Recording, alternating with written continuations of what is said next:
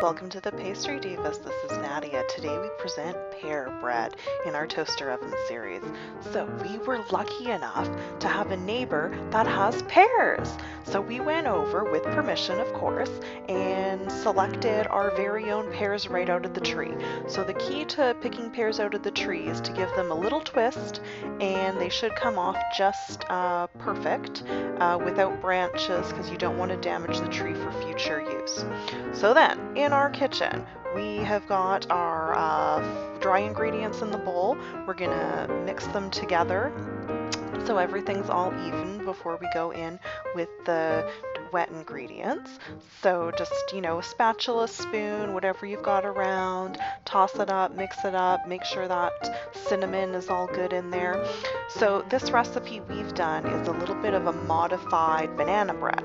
So with banana bread, you smush up your bananas and mix them in as part of the wet ingredients. Here we've decided to just use cubed pears. So I'm going to toss the pears in with the dry ingredients before I add that liquid. Make sure they are good and coated.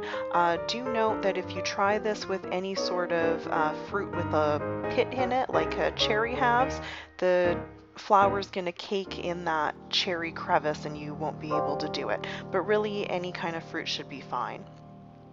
So now we're going to go in with all our wet ingredients. We're going to carefully crack our eggs. If you're not comfortable cracking the egg to make sure you have no shell in your batter, do it in a little bowl on the side. And here we go with the pre-measured oil. This little cup is vanilla, and we're just gonna mix that in.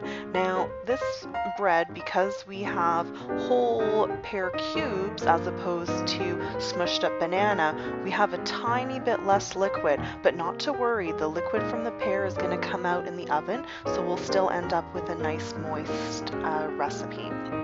So after you've got it kind of like mostly mixed in, you're gonna have to go in with your hands. You clean, washed, dry hands are your best tool. So here we are, just mix it up. And what we're looking for is at the bottom of the bowl, you've got some dry flour and stuff. So when you're mixing, just lift up that dough and take a little look under there. You see, there we go, a little look to check to see if it's done. And since my hand's already covered in dough, again, best tool to get in there. I'm just doing little muffin tins. You could put that whole recipe into a loaf pan.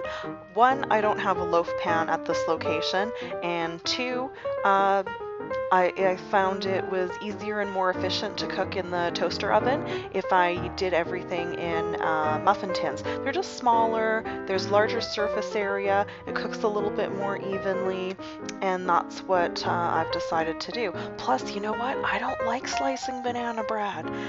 Every slice is different thickness, it kind of crumbles away. I'm not a fan. I like the muffins. Just pull off the peel and you're done. So here we go into the oven. Takes a little while. Nice thing about toaster ovens, beautiful view. And just that little spring test, we're just pushing to see if it has a tiny bit of resistance and comes back to us. If we had noticed a dent that our fingerprint was left in the muffin, we would have cooked it a little bit more. But here they are, they're beautiful. Toasted, cooked, ready to slice. And here we go. Like I said, easy peasy. Take off the liner, give it a little cut, and this is your opportunity. You can add butter or cream cheese or peanut butter or almond butter, honey, whatever you want. I just ate it like that. Thank you for joining the Pastry Divas.